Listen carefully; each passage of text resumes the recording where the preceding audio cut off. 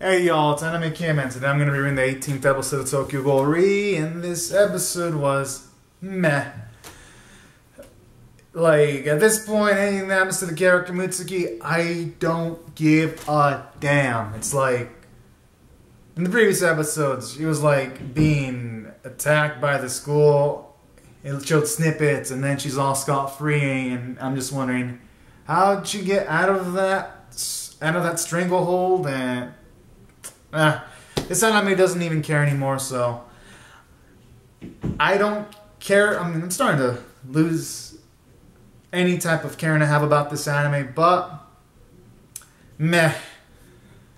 So that was the downside about this episode. But aside from that, I guess there is some good shit. The clown ghouls were causing some threats for the CCG, so I guess there was some tension with them capturing a few humans and mixing them with the ghouls so that some of the CCG members would accidentally kill off some of the human characters, making some kind of psychological factor, or at least it would if the CCG characters that were taking care of the dispatching the ghouls of the humans were actually characters we actually give a shit about. So it's mostly just a throwaway, fodder, nameless character taking down the seemingly ghouls, but they're actually humans in disguise. I'm like, like whatever. So, aside from that, there was some upsides. At the very least, Shizuya got promoted, so that was a plus.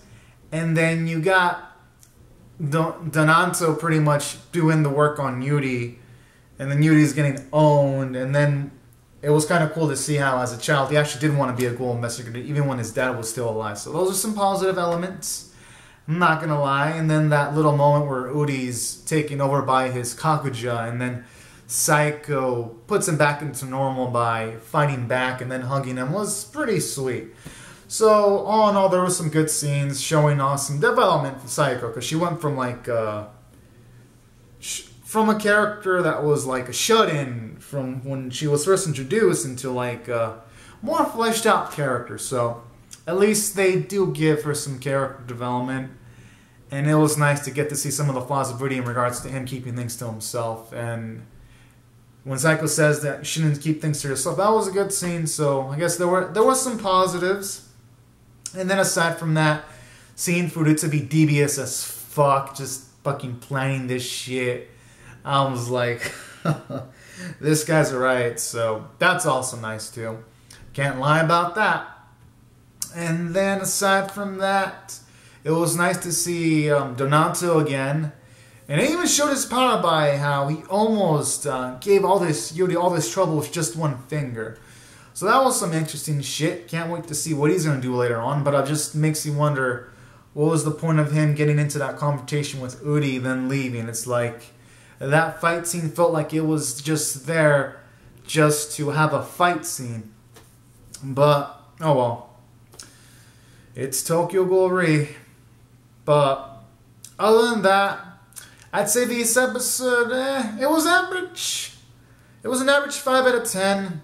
Gotta give it some points for at least giving Uri some character development, and then giving Shizuya... Oh, and I liked how this episode even showed a bit of weakness for Shizuya when like this ghoul that can shift his face made himself look like Shinohara, and for a second Shizuya was actually going to be killed, but then his team members saved him, and then Shizuya was like, I was lost in for a moment, and that was pretty sweet, showing that Shizuya isn't all invincible mentally, that he still has some flaws as a character, and that's what really makes him likable to an extent, that showing that he still needs his backup from his crew, but at the same time he's strong and independent. So that's a nice thing from the episode.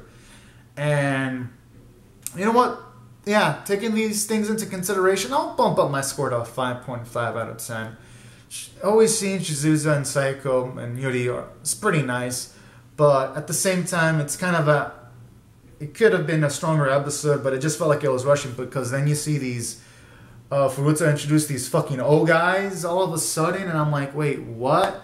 And then all of a sudden, Mitsuki went from being depressed to now joining these Oigo all of nowhere, which is like these new breed of of Qs, and I'm just like, Really? How do you mean to go from depressed to this? It just felt like it's fucking rushing, but then again, it's Tokyo Ghoul. At this point, I shouldn't be surprised anymore, so... That's why I'm going to give this episode a 5.5 out of 10. Just a slight bit above average, but I'm not going to give it anything else because I didn't give any time to breathe. But it was an entertaining episode. So anyways, guys and gals, comment down your thoughts in the comment section below. Rate the video, subscribe if you want to see more reviews, and I'll see you guys next week because, like I said, I've seen too many episodes of this series to just drop it. So I'm going to see it through to the end. Alright, guys and gals. Bye-bye.